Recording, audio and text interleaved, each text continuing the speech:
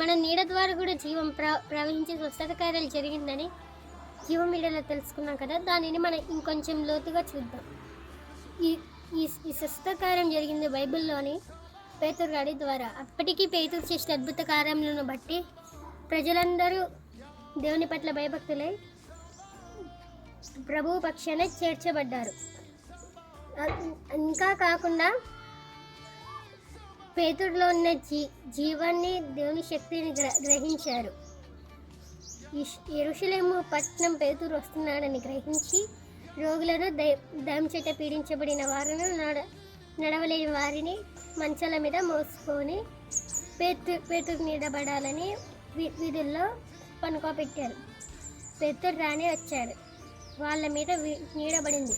వాళ్ళందరూ స్వస్థత పొందారు. మనం కూడా సమాజానికి పేతురు లెక్క కనబడాలని దేవుడు ఆశిస్తున్నాడు. మనలో నుండి జీవ జల నదులు పారనివ్వాలి. అప్పుడు దేవుడు మన ద్వారా కూడా అద్భుత కార్యాలు జరిగిస్తాడు.